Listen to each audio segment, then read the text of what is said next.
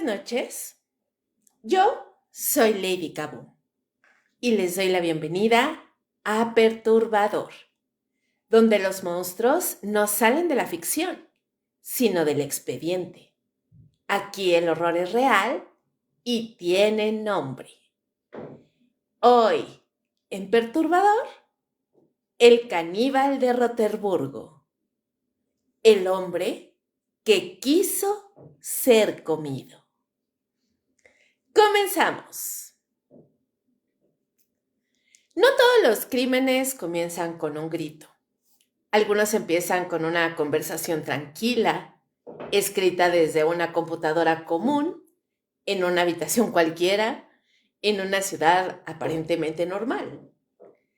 El caso de Armin Meiwes no nació del impulso, ni del arrebato, ni de la locura momentánea. Nació de una idea sostenida durante años, alimentada en silencio, racionalizada con paciencia y ejecutada con una frialdad que aún hoy resulta difícil de comprender.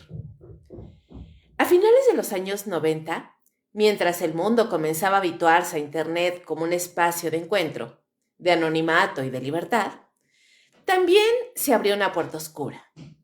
La posibilidad de que los deseos más extremos no encontraran eco.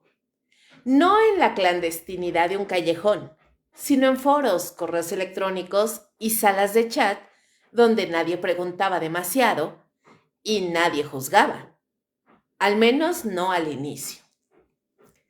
Armin Meiwes era un hombre común para cualquier observador externo. Vivía solo en una casa grande en Rotemburgo, esto en Alemania. No tenía antecedentes violentos, no tenía un historial criminal, no levantaba sospechas. Sin embargo, detrás de esa fachada de normalidad se escondía una fantasía específica, persistente y cuidadosamente elaborada. El deseo de consumir a otro ser humano con su consentimiento.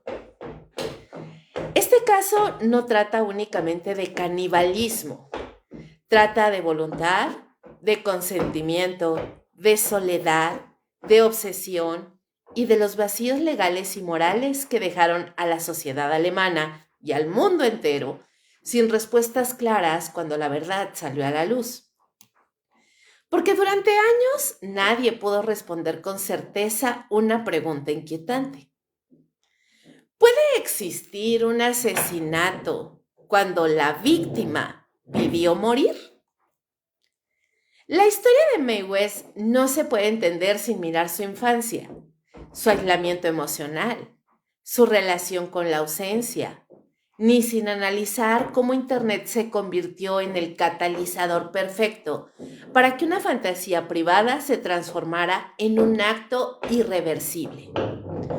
Tampoco puede separarse del contexto social y legal de una Alemania que jamás había enfrentado un crimen así, documentado, consensuado y grabado voluntariamente.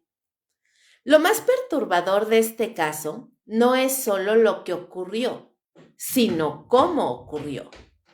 La planificación meticulosa, la comunicación previa entre victimario y víctima, la falta de violencia inicial, la espera, el ritual y después el silencio.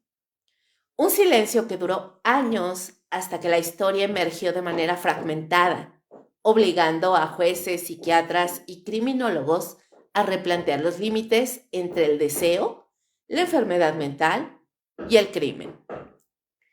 Este no es un relato para provocar morbo fácil. Es una exploración profunda de un hecho real que desafía la lógica emocional del oyente. Un caso que no ofrece alivio, ni moralejas claras, ni villanos simples.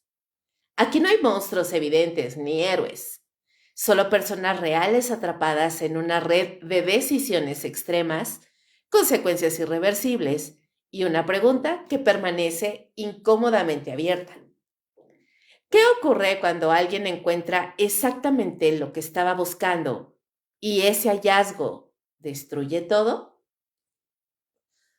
A partir de que avanzaremos paso a paso, sin saltos, sin exageraciones, reconstruyendo los hechos, los testimonios, las pruebas y el impacto psicológico de uno de los casos más perturbadores documentados en la historia criminal moderna.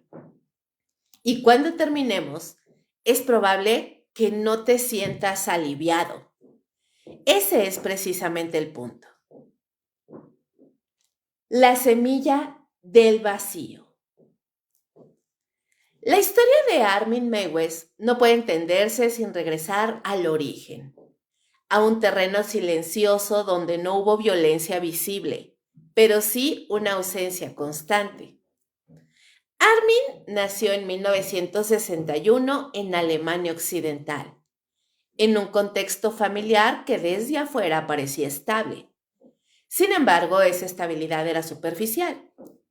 Su padre abandonó el hogar cuando Armin era todavía un niño pequeño, dejando tras de sí una figura incompleta, una presencia convertida en recuerdo difuso. No hubo despedida clara ni explicación suficiente, solo un vacío que nunca volvió a llenarse. La madre de Armin ocupó todo el espacio restante, literal y emocionalmente. Era una mujer dominante, estricta, profundamente controladora. Tras la partida del padre, volcó su vida entera en su hijo, estableciendo una relación cerrada, casi claustrofóbica. Armin creció sin hermanos, sin una figura masculina cercana y con un vínculo materno que, lejos de ofrecer contención, se transformó en una dependencia asfixiante. Durante su infancia y adolescencia, Armin fue descrito como un niño tranquilo, reservado, educado. No mostraba conductas violentas, no era problemático en la escuela, no llamaba la atención. Pero esa aparente normalidad escondía algo más profundo, una dificultad persistente para relacionarse emocionalmente con otros niños. Tenía pocos amigos y prefería la soledad. No por timidez extrema, sino por costumbre. La casa era su mundo y su madre su único referente. Con el paso de los años la dinámica no cambió. Incluso en la adultez temprana, Armin continuó viviendo con ella. No formó parejas estables, no desarrolló vínculos íntimos duraderos. Su vida emocional permanecía estancada, girando en torno a una figura materna que envejecía, pero que seguía ejerciendo control. La muerte de su madre, ocurrida cuando Armin ya era adulto, no significó liberación. Al contrario, fue el evento que terminó de romper algo que ya estaba debilitado. Tras su fallecimiento, Armin quedó completamente solo en una casa demasiado grande, demasiado silenciosa. Ese silencio no fue neutro. Se convirtió en un amplificador de pensamientos, recuerdos y fantasías que hasta entonces habían permanecido contenidas. Fue en ese periodo cuando comenzó a tomar forma algo que ya existía de manera difusa desde la adolescencia. Una fantasía de fusión absoluta con otro ser humano. Desde joven, Armin había experimentado pensamientos recurrentes sobre la idea de no estar solo nunca más, pero no en un sentido metafórico. Vaya, no se trataba de compañía emocional, sino de una unión literal, física, total. En entrevistas posteriores describiría este deseo como una necesidad de integrar a otra persona dentro de sí, de eliminar la separación entre yo y el otro. No era odio, no era rabia. Era, según sus propias palabras, una forma extrema de amor y pertenencia. Estas fantasías no surgieron de la nada. Durante años, Armin consumió literatura, relatos y contenidos relacionados con el canibalismo, muchas veces presentados como ficción, pero en su mente esa frontera comenzó a desdibujarse. La idea dejó de ser simbólica y empezó a adquirir una estructura concreta, racionalizada. No era impulsiva, era planeada, pensada, justificada internamente. Lo inquietante es que durante todo este proceso, Armin llevaba una vida aparentemente funcional. Estudió, trabajó, cumplió con sus responsabilidades. No había señales externas que alertaran sobre la profundidad de su mundo interno. No hablaba de sus deseos con nadie en su entorno físico. Todo ocurría en silencio, en aislamiento, reforzado por la soledad estructural en la que vivía. La casa heredada tras la muerte de su madre se convirtió en un espacio clave, no solo como escenario físico, sino como símbolo. Allí no había testigos, no había interrupciones, no había límites impuestos por otros. Era el lugar perfecto para que una fantasía privada evolucionara sin fricción. Las habitaciones, el sótano, la cocina, todo empezó a adquirir un significado distinto en su mente. No como espacios cotidianos, sino como parte de un ritual aún no ejecutado. A finales de los años 90, Internet apareció como el último elemento necesario. Para alguien como Armin, la red ofrecía algo que el mundo real no le había dado nunca: la posibilidad de expresarse sin exponerse, de buscar sin ser visto, de preguntar sin consecuencias inmediatas y sobre todo de encontrar a otros que compartieran pensamientos que hasta entonces parecían imposibles de verbalizar. En foros especializados, salas de chat y páginas de contenido extremo, Armin comenzó a leer y eventualmente a participar. Al principio como observador, luego como alguien que formulaba preguntas, finalmente como alguien que expresaba con claridad lo que buscaba. No ocultaba su deseo, lo explicaba con precisión. Y lo más perturbador es que lo hacía sin violencia verbal, sin amenazas y sin ningún engaño. Buscaba a un adulto que aceptara voluntariamente ser sacrificado y consumido. No alguien forzado, no alguien engañado, alguien que compartiera la fantasía desde el otro lado. En este punto, la historia deja de ser solo la de un hombre aislado y comienza a convertirse en algo más amplio: el encuentro entre dos vacíos. Porque para que lo que ocurrió después fuera posible, no bastaba con el deseo de Armin. Era necesario que alguien en algún lugar respondiera. Y ese alguien respondió. Infancia, aislamiento y la construcción del vacío. Armin Meiwes no nació siendo un monstruo, nació niño. Y ese dato, incómodo para muchos, es precisamente lo que vuelve su historia perturbadora, porque obliga a mirar un proceso, no un accidente. Para entender lo que ocurrió décadas después en una casa tranquila de Rotemburgo, hay que retroceder a un hogar silencioso, rígido, emocionalmente estéril. Armin nació en 1961 en Alemania Occidental. Su padre abandonó el hogar cuando él era muy pequeño, dejando tras de sí una figura ausente que jamás sería reemplazada. No hubo despedidas claras ni explicaciones, solo un hueco. En su lugar quedó su mamá, una mujer dominante, severa, controladora. La relación entre ambos no fue de cuidado, sino de posesión. Armin no fue criado, fue absorbido. Durante su infancia, la madre de Armin ejerció un control absoluto sobre cada aspecto de su vida. Decidía cómo vestía, con quién hablaba, qué pensaba. No fomentó la independencia ni la exploración emocional. Por el contrario, castigaba cualquier intento de autonomía. Armin aprendió pronto que existir significaba obedecer y callar. El silencio se convirtió en su idioma principal. Jamás hubo abuso físico documentado. No hizo falta. El daño fue psicológico, constante y estructural. Armin creció sin aprender a nombrar emociones, sin desarrollar vínculos sanos, sin experimentar una identidad propia separada de la figura materna.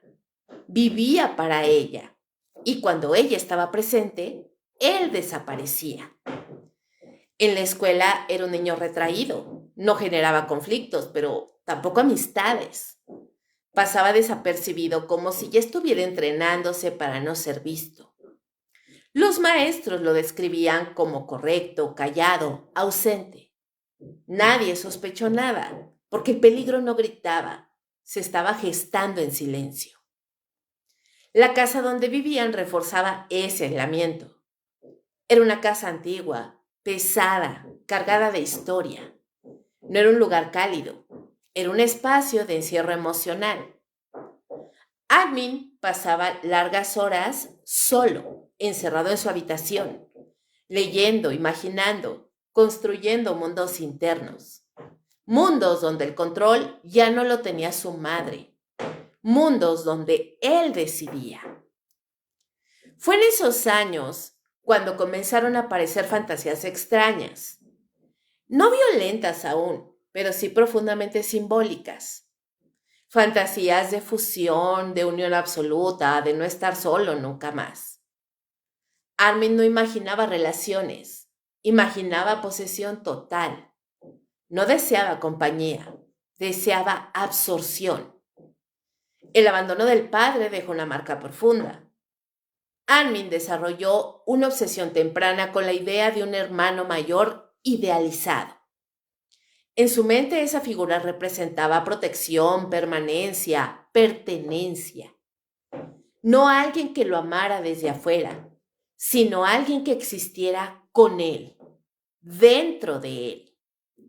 La línea entre vínculo y anulación comenzó a borrarse.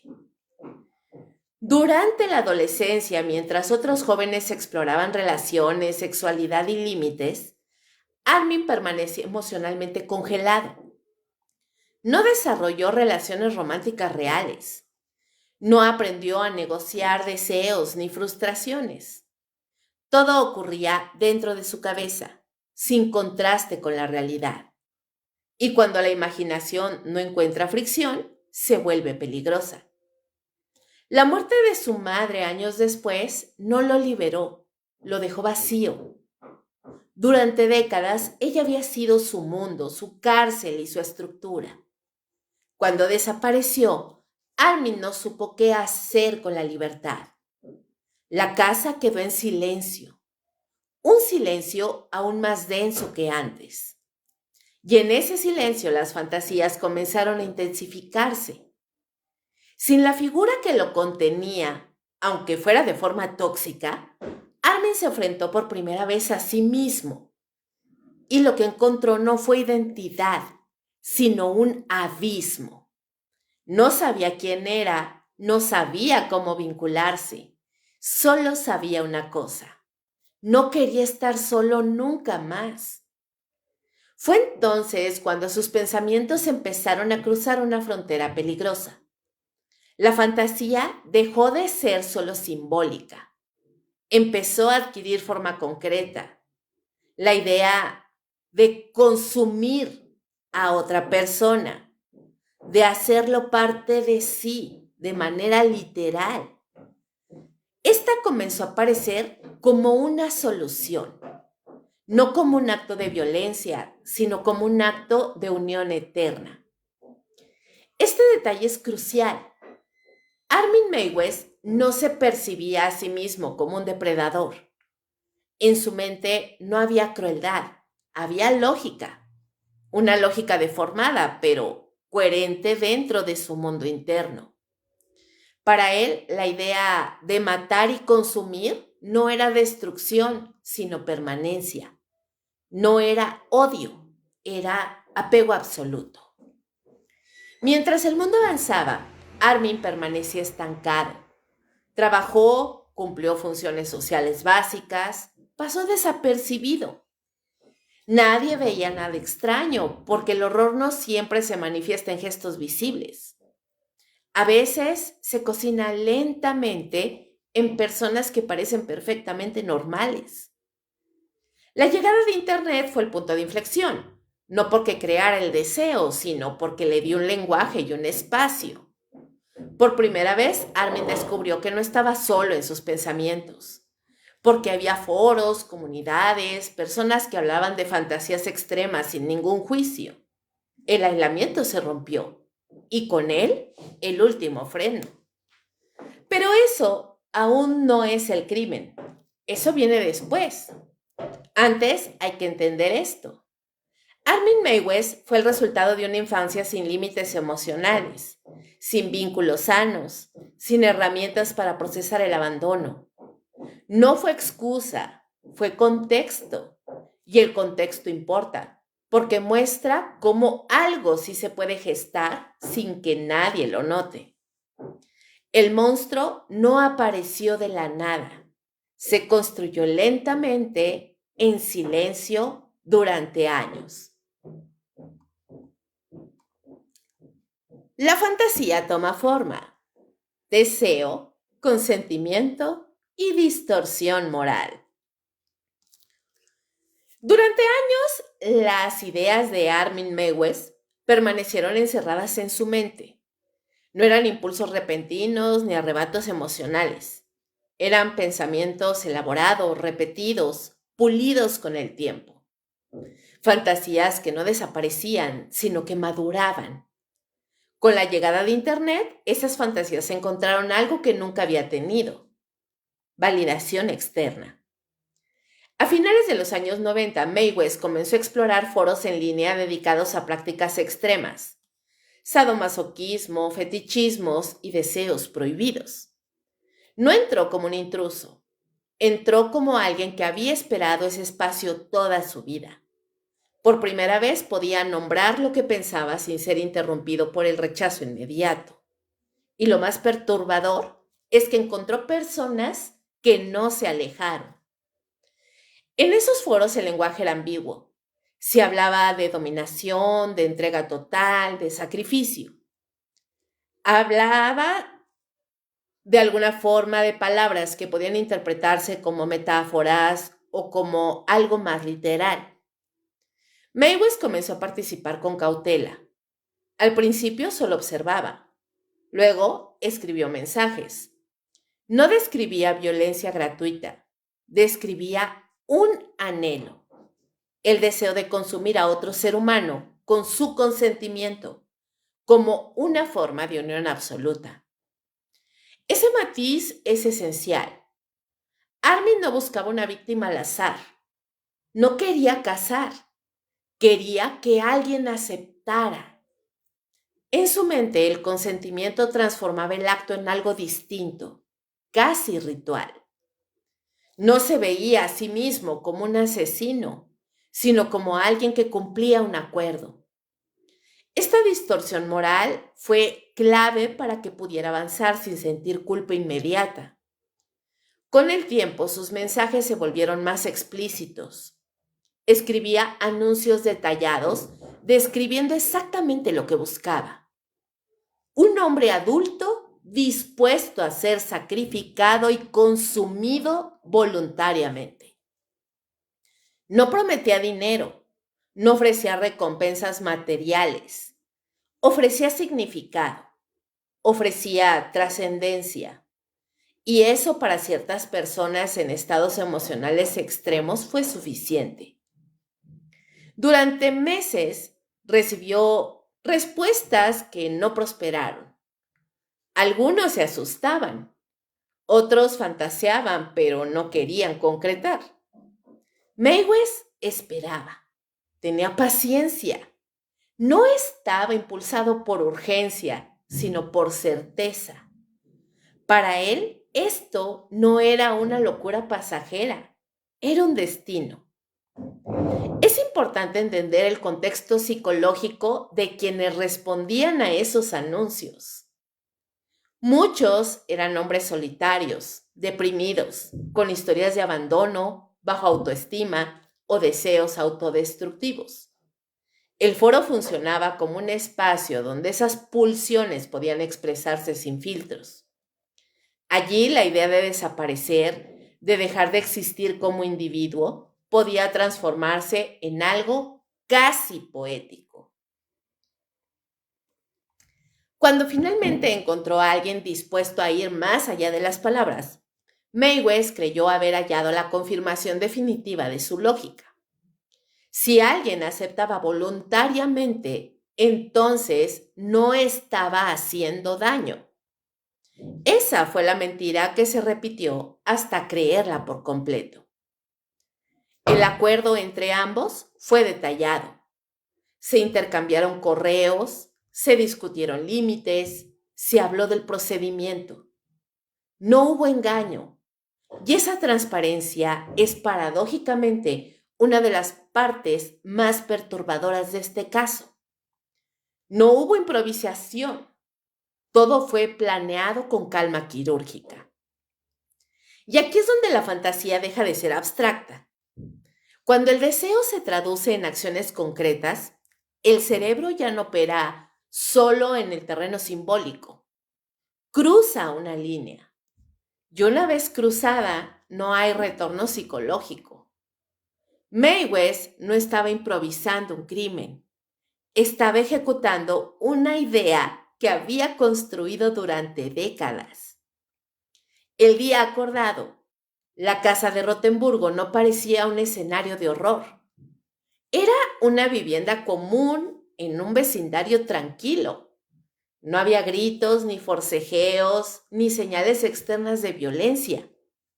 Todo ocurrió en un ambiente casi ceremonial. Eso no lo hace menos atroz, lo hace más inquietante. Durante el encuentro, Mae West mantuvo la narrativa del consentimiento. Incluso cuando la situación se volvió físicamente insoportable, él se aferró a la idea de que estaba cumpliendo un deseo mutuo. Esa autojustificación le permitió seguir adelante cuando cualquier otro freno moral habría detenido el acto. Después vino el silencio. No un silencio inmediato, sino uno espeso, definitivo. El tipo de silencio que no se parece a la calma, sino a la ausencia. Mae West no experimentó euforia, tampoco pánico. Experimentó una especie de vacío satisfecho, como si hubiera completado algo que llevaba toda la vida esperando. Pero ese estado no duró, porque la realidad no funciona como la fantasía. Lo que en la mente era unión eterna, en el mundo real era un cuerpo, restos, consecuencias, y con ellas una nueva fase psicológica, la normalización del acto. Durante los días posteriores, Mae West continuó con su vida cotidiana. Cocinó, limpió, trabajó. Integró lo ocurrido a su rutina como si fuera una extensión lógica de su existencia. Esa capacidad de compartmentalización es uno de los aspectos más inquietantes del caso. No hubo colapso inmediato, hubo una especie de adaptación. Sin embargo, algo había cambiado de forma irreversible. La fantasía ya no era suficiente, había sido realizada. Y como ocurre con muchos deseos extremos, una vez cumplidos, dejan una huella que exige aún más. No porque el placer aumente, sino porque el vacío regresa. Este capítulo no trata solo de un crimen. Trata de cómo una idea, repetida durante años, puede deformar por completo la brújula moral de una persona. Trata de cómo el consentimiento puede ser utilizado como una coartada psicológica para justificar lo injustificable. Y trata sobre todo de cómo el deseo de no estar solo puede transformarse en algo radicalmente destructivo. Porque lo que ocurrió en Rotemburgo no fue un accidente, Fue la consecuencia directa de una fantasía alimentada sin límites, sin confrontación y sin realidad que pudiera contener todo esto. Y lo peor es que aún no había terminado. ¿Se imaginan la escena en la que un hombre está buscando a una persona que le dé su consentimiento para que sea consumido? Esto sucedió hace mucho tiempo y cuando leí acerca del tema, yo me preguntaba, y les pregunto a ustedes, y me lo pueden contestar en la cajita de los comentarios. ¿Quién está más loco? ¿El que busca comerse a otro ser humano o la persona que voluntariamente acepta que se lo coman? Se las dejo ahí para que me la contesten en los comentarios. Es muy importante para mí conocer su punto de vista. Después del acto, rutina, negación y la vida tras lo irreversible. Después del crimen, no hubo una huida inmediata ni un intento desesperado por borrar todo rastro. Armin Meiwes no actuó como alguien que teme ser descubierto en cualquier momento. Al contrario, su comportamiento posterior fue metódico, casi doméstico. La casa volvió a ser, en apariencia, una casa común. Las paredes no gritaban lo ocurrido. El vecindario siguió con su curso habitual. Nadie sospechaba que dentro de ese espacio ordinario algo profundamente anómalo había sucedido. En la mente de Meiwes, el acto ya estaba cerrado, no como un error ni como una tragedia, sino como un episodio concluido. Durante días se dedicó a tareas simples: limpiar, ordenar, cocinar, cumplir con sus responsabilidades laborales. Esa normalidad aparente no era una actuación consciente para engañar a otros. Era una extensión natural de su mecanismo psicológico. Había integrado el crimen a su narrativa personal como algo resuelto. Este punto es clave para entender su peligrosidad. Meiwes no experimentó remordimiento inmediato. Tampoco mostró señales de colapso emocional. En su discurso interno todo había ocurrido conforme a lo pactado. La ausencia de culpa no provenía de la falta de empatía absoluta, sino de una lógica profundamente distorsionada. Si hubo consentimiento, entonces no hubo ningún crimen. Esa idea funcionó como un anestésico moral. Sin embargo, la realidad no puede ser neutralizada indefinidamente por una narrativa interna. Poco a poco comenzaron a aparecer grietas, no en forma de miedo, sino de vacío. La fantasía, una vez materializada, había perdido su potencia. Ya no era un deseo que empujara hacia adelante, sino un recuerdo que no ofrecía nuevas respuestas. Y ese vacío, lejos de generar rechazo, empezó a generar una pregunta inquietante. ¿Y ahora qué? Meiwes comenzó a regresar a los foros, al mismo espacio digital donde todo había iniciado, no para confesar ni para pedir ayuda, sino para volver a escribir, para volver a buscar. El lenguaje seguía siendo cuidadoso, pero ya no era solo teórico. Ahora hablaba desde la experiencia, desde la certeza de que lo que proponía era posible. Este comportamiento revela algo fundamental. El acto no funcionó como un límite, sino como una confirmación. En muchos crímenes que son extremos, digamos, el primer acto rompe una barrera psicológica que ya no puede reconstruirse. La mente aprende que lo impensable es de hecho ejecutable. Y una vez aprendido eso, el terreno moral queda peligrosamente abierto. Aún así, Mae West no actuó de inmediato. Pasaron meses. En ese tiempo llevó una vida aparentemente estable. No levantó sospechas entre vecinos o colegas. No mostró conductas erráticas visibles. Esto contribuyó a que cuando la verdad comenzó a emerger, el impacto fuera aún mayor. Nadie imagina el horror cuando no hay señales previas. El aislamiento emocional de Mae West también jugó un papel central. No tenía una red cercana de personas con quienes compartir pensamientos profundos. No porque no quisiera, sino porque nunca había aprendido a hacerlo de manera saludable. Su mundo interno era vasto, complejo y completamente desconectado en cualquier regulación externa.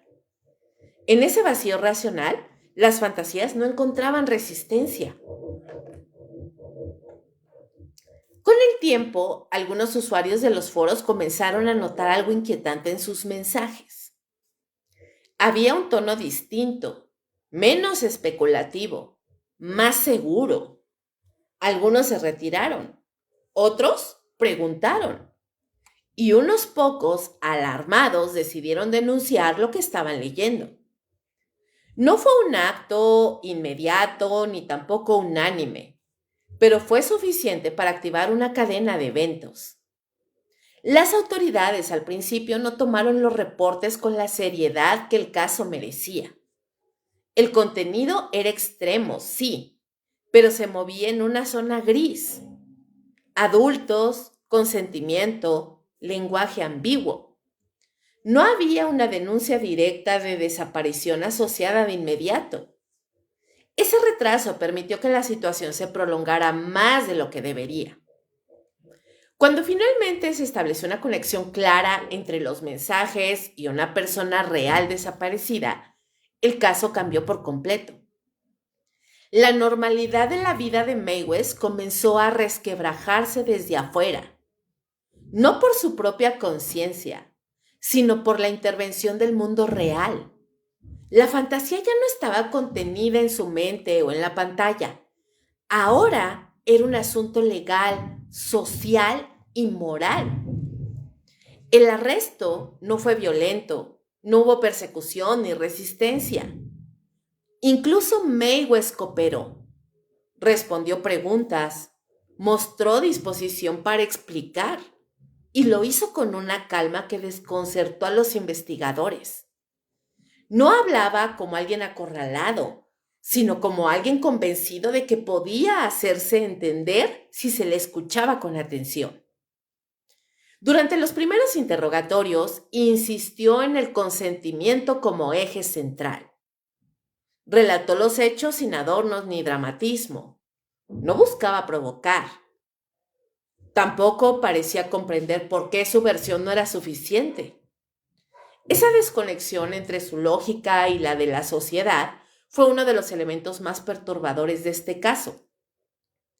Para los investigadores no se trataba solo de reconstruir un crimen, sino de enfrentarse a una mente que operaba bajo reglas completamente distintas. No había negación, no había intento de minimizar lo ocurrido. Había, en cambio, una defensa estructurada basada en una ética privada, construida al margen de cualquier consenso social.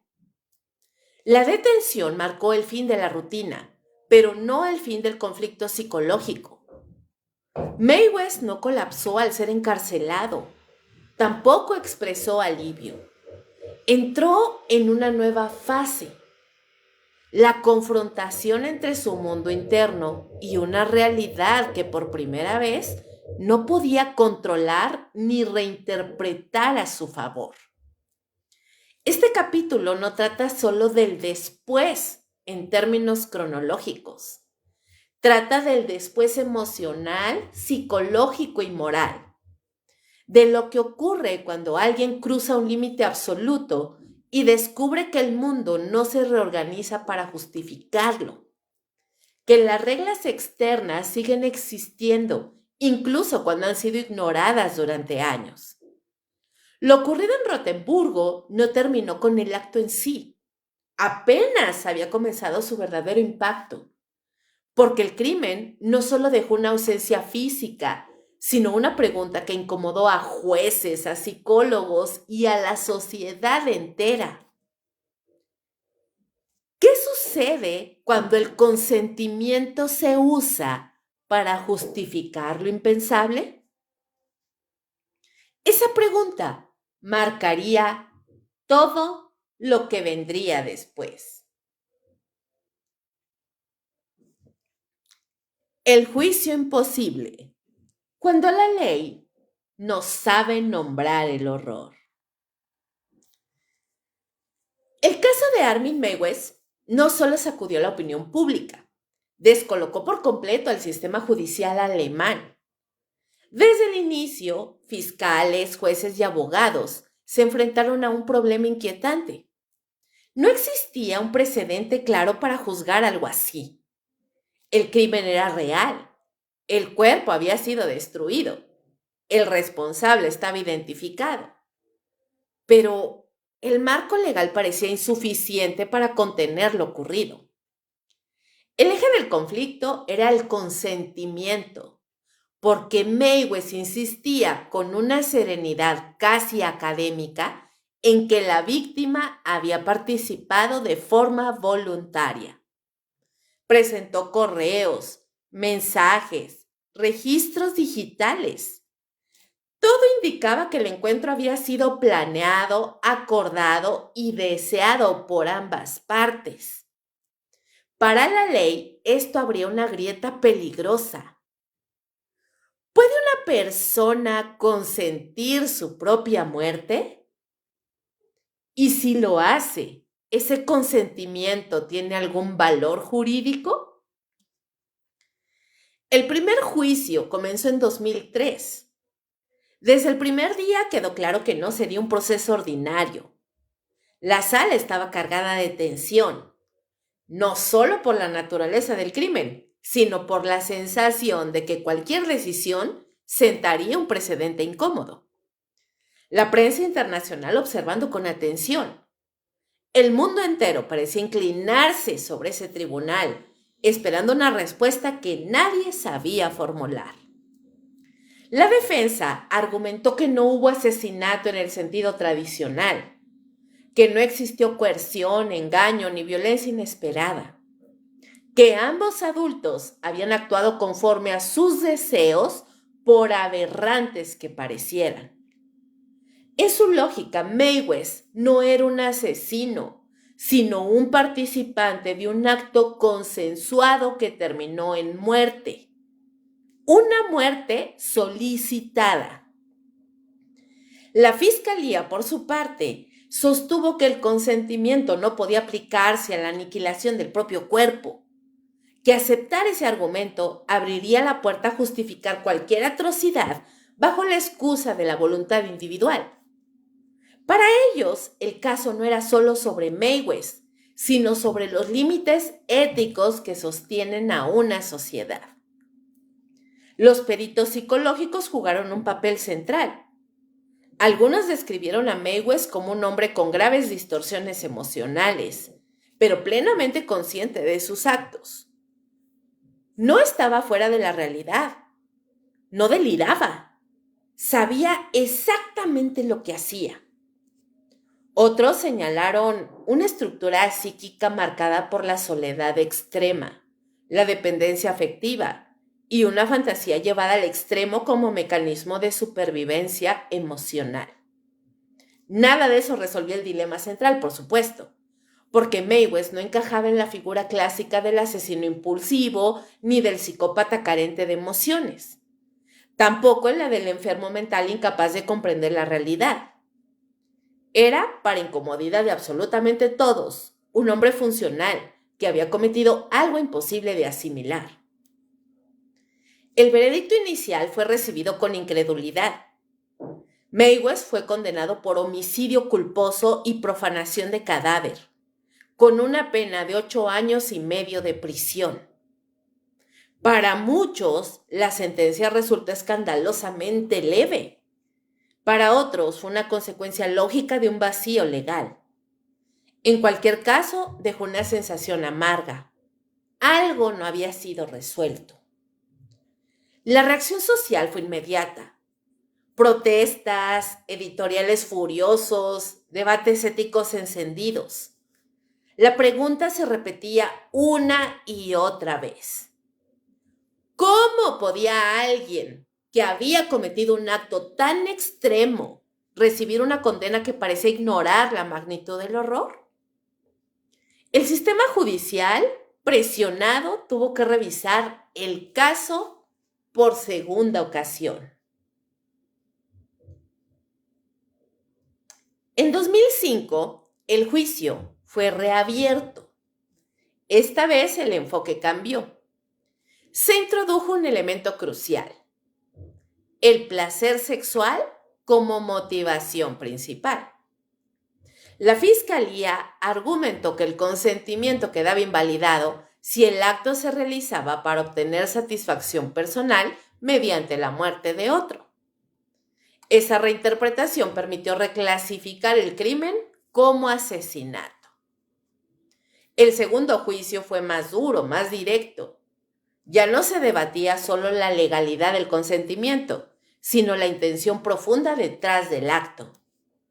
Mayweather escuchó el nuevo proceso con la misma calma que había mostrado antes. No se retractó, no intentó modificar su relato. Su coherencia, lejos de favorecerlo, reforzó la percepción de frialdad que muchos ya tenían. Finalmente fue condenado a cadena perpetua. La sentencia buscó cerrar el vacío, reafirmar un límite, no solo castigar a un individuo, sino enviar un mensaje claro: que hay actos que no pueden ser legitimados sin importar cuán voluntarios parezcan. La sociedad necesitaba esa línea. Pero el juicio dejó heridas abiertas, porque incluso con la condena, el caso siguió incomodando. No había una victoria clara, solo la sensación de haber contenido algo que no se comprendía del todo. El derecho había reaccionado, sí, pero a posteriori, adaptándose al horror, no anticipándolo. Dentro de prisión, Mayweather continuó siendo un enigma. Participó en entrevistas psicológicas, escribió cartas, reflexionó sobre lo ocurrido sin mostrar arrepentimiento en el sentido convencional. No celebraba su acto, pero tampoco lo negaba. Hablaba de él como si fuera de una experiencia que había marcado su vida de forma irreversible. El juicio no logró responder todas las preguntas. Dejó abiertas cuestiones incómodas sobre la autonomía, el deseo y los límites de la ley frente a lo extremo. ¿Hasta dónde puede llegar la voluntad individual antes de convertirse en una amenaza colectiva? ¿Quién decide dónde termina el derecho a desear? El caso Mayweather obligó a la justicia a mirar un abismo para el que no estaba preparado.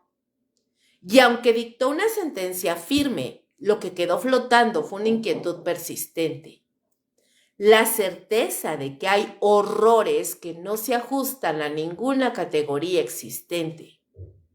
El juicio terminó, pero la incomodidad permaneció, como una sombra que no se disipa con el cierre de un expediente. Después del acto, la mente no colapsa. Lo que más desconcertó a psicólogos, criminólogos y al público en general no fue solo el crimen en sí, sino lo que vino después. En muchos casos de violencia extrema, el perpetrador se derrumba, huye, entra en pánico o intenta borrar huellas con desesperación. Armin Mewes no hizo nada de eso. Su comportamiento posterior fue metódico, ordenado y, sobre todo, inquietantemente tranquilo. Tras la muerte de su víctima, Meiwes no mostró signos de urgencia ni de confusión. Él continuó con su rutina diaria. Sí, limpió cuidadosamente la casa. Sí, registró lo ocurrido. Y sí, conservó grabaciones, notas, recuerdos. Él no actuó como alguien que hubiera perdido el control, sino como alguien que había concluido un proyecto largamente esperado. Para los especialistas, esto abrió una pregunta clave.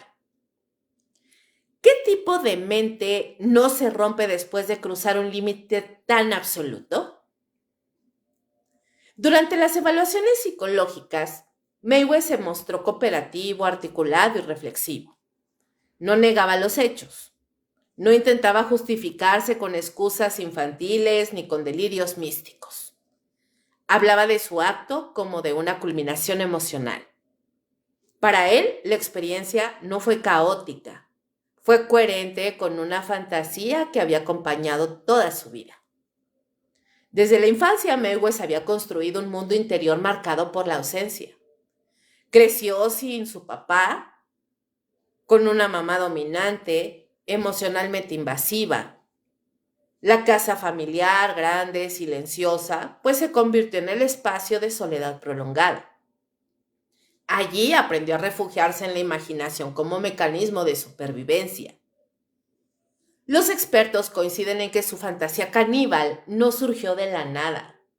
Fue una elaboración progresiva alimentada por sentimientos de abandono, deseo de fusión absoluta y una incapacidad profunda para establecer vínculos afectivos convencionales. Comer al otro no era para él un acto de destrucción, sino una forma extrema de no ser abandonado nunca. En su lógica distorsionada, integrar físicamente al otro significaba poseerlo para siempre, no como un objeto, sino como parte de sí. Esta idea, repetida en entrevistas y análisis, revela una mente que no concibe la separación.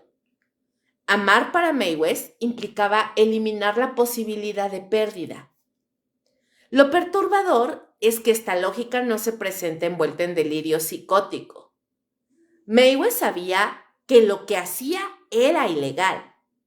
Sabía que sería castigado, pero eso no anulaba el significado emocional que atribuía a su acto. No actuó por impulso, sino por convicción interna. Después de su arresto, no mostró signos de alivio ni de angustia extrema. La detención no lo sorprendió en absoluto. De hecho, algunos especialistas sugieren que en cierto nivel la esperaba, como si el acto necesitara un cierre externo, el juicio, la condena, el encierro. En prisión, su comportamiento continuó siendo estable. No protagonizó episodios violentos, no intentó agredir a otros internos, participó en programas terapéuticos, leía, escribía, reflexionaba. Su aparente normalidad resultaba hasta incómoda, porque rompía con la imagen clásica del monstruo incontrolable. Los terapeutas enfrentaron una dificultad adicional. Meiwes no expresaba arrepentimiento en el sentido emocional tradicional. Reconocía el daño causado, entendía el sufrimiento generado, pero no manifestaba culpa desgarradora. No lloraba, no se quebraba. Hablaba de responsabilidad, no de remordimiento. Esto llevó a un debate profundo dentro de la psicología forense. ¿Es posible que alguien comprenda racionalmente la gravedad de un acto sin sentir el peso emocional que la sociedad espera? Y si es así, ¿qué significa eso para nuestra idea de humanidad? Algunos especialistas lo clasificaron como una personalidad con rasgos esquizoides y parafílicos severos. Otros rechazaron las etiquetas simplistas. Coincidían, sin embargo, en un punto inquietante. Meiwes no encajaba del todo en ninguna categoría conocida. No era un psicópata clásico, no carecía de empatía en términos generales. Simplemente la había reorganizado de una forma incomprensible. Su mente no colapsó porque para él no hubo una contradicción interna. El acto no rompió su narrativa personal, la confirmó. Y eso, más que cualquier explosión de violencia, resulta profundamente perturbador. En entrevistas posteriores, Mae West llegó a decir que tras el crimen sintió una especie de vacío. No por culpa, sino porque la fantasía que había guiado su vida ya no existía como expectativa. Se había cumplido y con ello perdió su función estructurante. Este detalle es clave. Para muchos individuos con fantasías extremas, el deseo funciona como motor. Mientras permanece en el terreno imaginario, sostiene la identidad. Cuando se materializa, deja un espacio difícil de llenar. En ese sentido, el crimen no fue el inicio del horror, sino el final de algo que le daba sentido a su mundo entero. El encierro, paradójicamente, le ofreció una nueva estructura, reglas claras, límites firmes, una rutina. Algunos terapeutas sugieren que la prisión funcionó como un contenedor psíquico que la vida en libertad nunca le hubiera proporcionado. Nada de esto atenúa la gravedad del acto, claro, pero ayuda a comprender por qué la mente de Mae West no estalló, por qué desde su perspectiva el horror no fue un accidente, fue la consecuencia lógica de una historia emocional mal formada. Lo más inquietante no es que haya cometido el crimen, es que después de hacerlo, siguió siendo total y absolutamente funcional. Y eso obliga a enfrentar una verdad incómoda. No todos los horrores nacen del caos. Algunos se gestan en el silencio, la rutina y la aparente normalidad.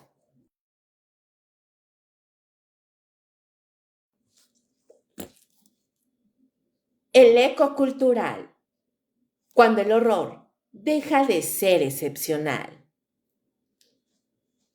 El caso de Armin Meiwes no terminó con la sentencia. Como ocurre con ciertos crímenes que desbordan los márgenes de lo comprensible, su historia comenzó a multiplicarse en el espacio cultural. Libros, documentales, artículos académicos, canciones, foros en línea y debates éticos tomaron el caso como punto de partida. El horror dejó de ser un expediente judicial y se transformó en un espejo incómodo donde la sociedad se observó a sí misma. Una de las primeras reacciones fue el rechazo absoluto, la necesidad de marcar distancia. Mae West fue nombrado monstruo, aberración, anomalía, etiquetas rápidas que cumplían una función tranquilizadora. Si es un monstruo, entonces no es como nosotros.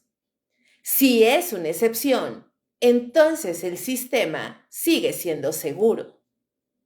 Sin embargo, esa estrategia defensiva comenzó a resquebrajarse cuando se analizó el contexto con más detalle. Porque Mae West no actuó en un vacío cultural. Encontró a su víctima a través de Internet, en foros donde otros usuarios compartían fantasías similares. No eran espacios clandestinos en la oscuridad profunda de la red, sino comunidades relativamente visibles, activas durante años. El crimen obligó a reconocer algo inquietante. La fantasía extrema no es tan marginal como se quiere creer. Esto abre un debate complejo sobre la responsabilidad colectiva. ¿Hasta qué punto una sociedad que promueve la exposición constante del deseo, La fragmentación del cuerpo y la deshumanización simbólica del otro contribuye a la aparición de conductas extremas, no como causa directa, sino como caldo de cultivo. El cuerpo, en el caso Meiwes, dejó de ser persona para convertirse en concepto, en objeto de intercambio simbólico. Ese mismo proceso, llevado a un extremo criminal, existe de forma cotidiana en otros niveles. Consumo de violencia, erotización de la dominación, fetichización de la anulación del otro. El horror no surge de la nada, se amplifica donde encuentra lenguaje. Los medios jugaron un papel central. En su intento por explicar lo inexplicable, muchos relatos cayeron en el sensacionalismo. Se enfatizó lo grotesco, lo explícito, lo impactante. Se redujo el caso a una anécdota morbosa. Esto no solo banalizó el sufrimiento de la víctima, sino que también desvió la atención de las preguntas profundas que el caso planteaba. Al mismo tiempo, el nombre de Armin Meiwes comenzó a circular como un símbolo, no del crimen en sí, sino de una transgresión absoluta. En algunos espacios incluso fue convertido en figura de culto, un fenómeno perturbador pero conocido. Cuando el horror se vuelve narrable, corre el riesgo de ser consumido como espectáculo. Este proceso revela una tensión constante en la cultura contemporánea, la fascinación por lo extremo y la incapacidad para sostener una reflexión prolongada sobre ello. Se consume el impacto, se comparte la anécdota, se produce contenido, pero se evita la incomodidad duradera. En el ámbito académico, el caso generó análisis más sobrios. Se estudió como ejemplo el límite de consentimiento, de parafilia, de construcción del deseo en soledad. También como advertencia sobre los vacíos legales frente a conductas que no encajan en categorías tradicionales. Pero incluso ahí persistía una sensación de insuficiencia. Ningún marco teórico lograba abarcar completamente lo ocurrido. La cultura popular, por su parte, absorbió el caso de formas más ambiguas. Canciones inspiradas en el crimen, referencias indirectas en obras de ficción, alusiones veladas. En estos espacios la historia se diluye, pierde precisión y se transforma en una metáfora. El peligro es evidente. Cuando el horror se vuelve símbolo, puede perder su gravedad concreta. Otro aspecto inquietante es la reacción del público ante la idea del consentimiento. Muchas discusiones se centraron en este punto, a veces con frialdad alarmante, como si la pregunta legal hubiera desplazado la realidad humana de la muerte. Este desplazamiento revela una tendencia preocupante: la abstracción del sufrimiento cuando se convierte en debate. El eco cultural del caso también expuso una incomodidad más profunda: la dificultad de aceptar que el mal no siempre se presenta como caos visible. A veces se manifiesta como coherencia interna, planificación y calma. Eso desarma los mecanismos habituales de defensa moral. Meiwes no gritaba, no perseguía, no actuaba en la oscuridad impulsiva. Y precisamente por eso su historia sigue incomodando, porque obliga a reconocer que ciertas formas de horror pueden coexistir con la normalidad aparente, con la cortesía, con la rutina. En este punto el caso deja de ser solo un sobre vacío acerca de un individuo. Se convierte en una pregunta dirigida a la sociedad. ¿Qué hacemos con aquello que no podemos integrar en nuestras narrativas habituales? ¿Lo convertimos en espectáculo? ¿Lo expulsamos como anomalía? ¿O lo enfrentamos como síntoma de algo más amplio? El eco cultural no se apaga fácilmente. Cada nueva mención reactiva la incomodidad. Cada referencia reabre la herida simbólica. No porque el crimen se repita, sino porque su significado sigue siendo inestable. Quizás eso sea lo más perturbador, que incluso años después el caso no se haya asentado en un lugar claro. Flota entre el horror, la fascinación y la reflexión incompleta. Y en ese espacio ambiguo sigue operando. El eco no grita, resuena. Y mientras resuena, recuerda que hay historias que no se cierran con una condena ni con el paso del tiempo. Solo cambian de forma. El límite invisible. Consentimiento, deseo y la frontera de lo humano. El caso de Armin Meiwes dejó una herida conceptual que aún no cicatriza porque obligó a enfrentar una pregunta que incomoda incluso a las sociedades más racionales. ¿Existe un límite absoluto para el consentimiento humano? Y si existe, ¿quién lo define? Durante años el consentimiento ha sido entendido como una herramienta ética y legal para proteger la autonomía individual.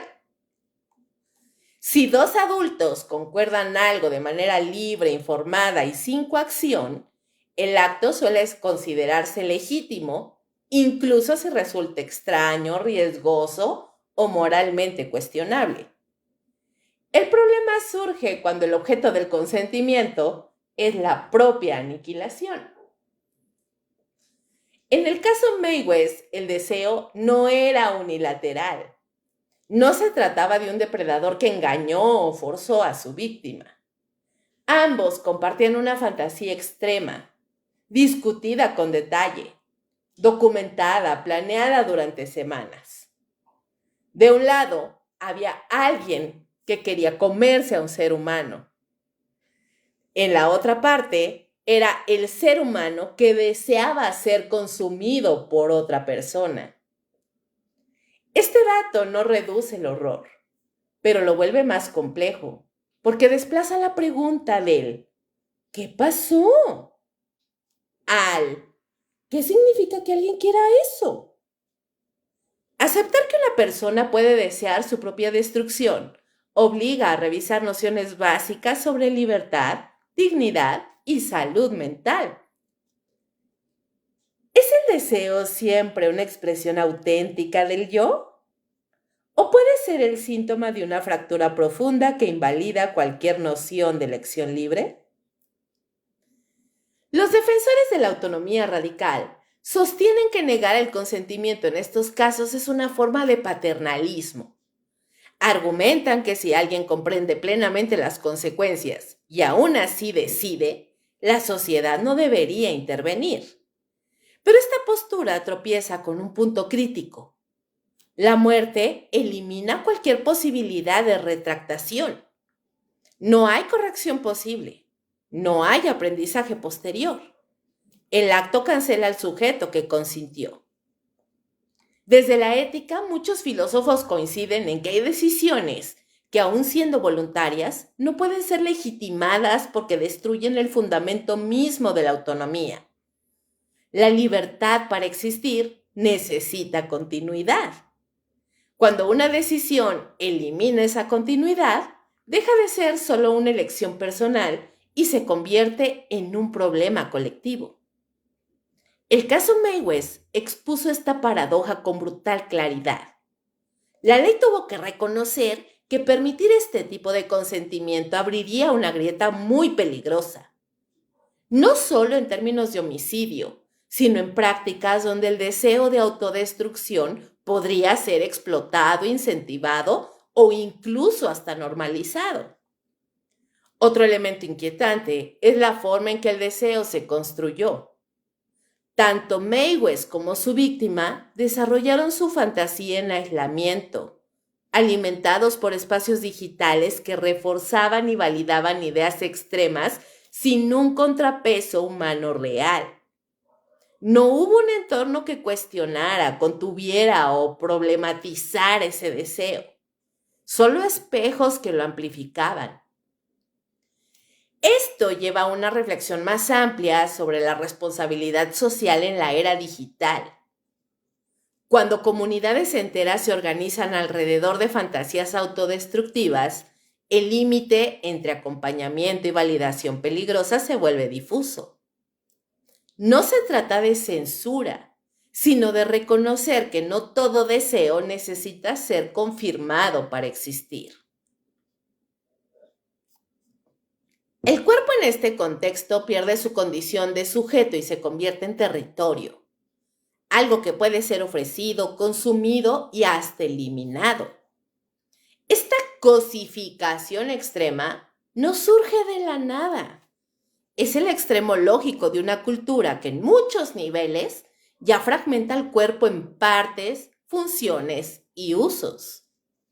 La incomodidad del caso Maywes radica en que no puede ser explicado solo como una desviación individual.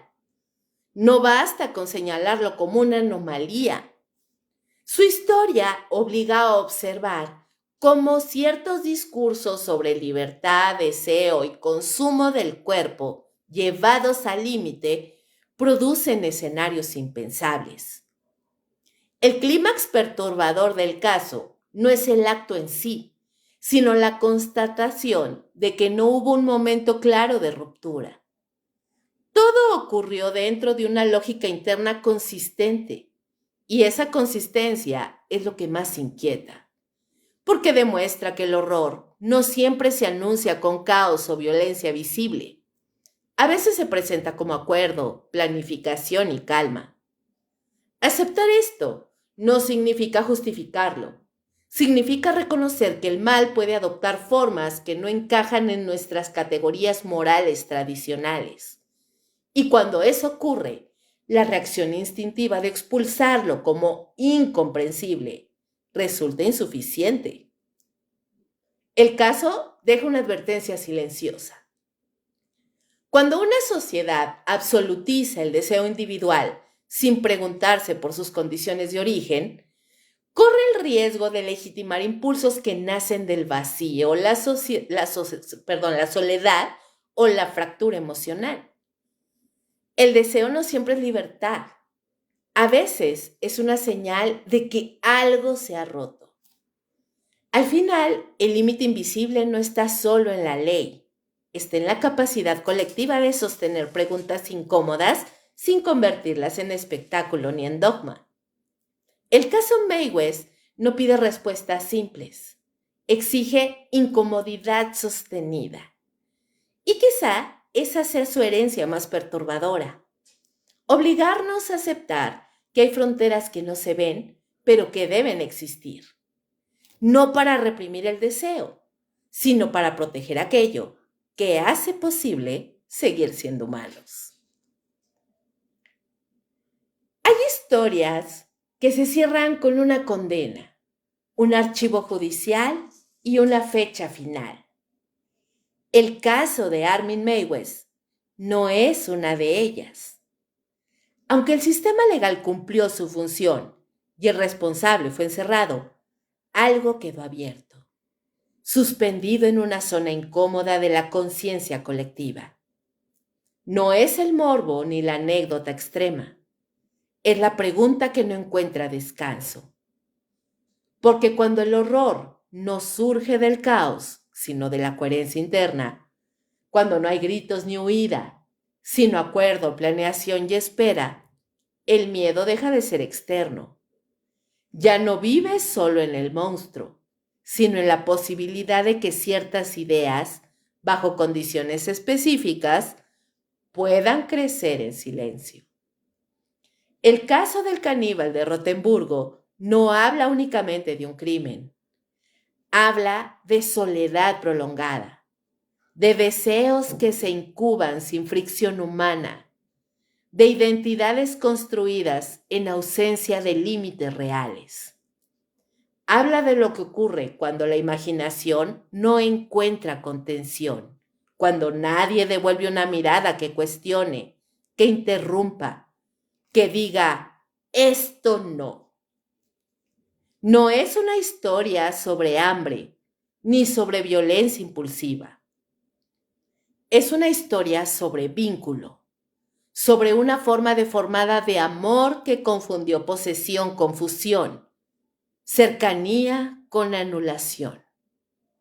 Y eso es lo que resulta más perturbador, que el acto más destructivo haya sido interpretado por quien lo cometió, como un gesto de unión definitiva.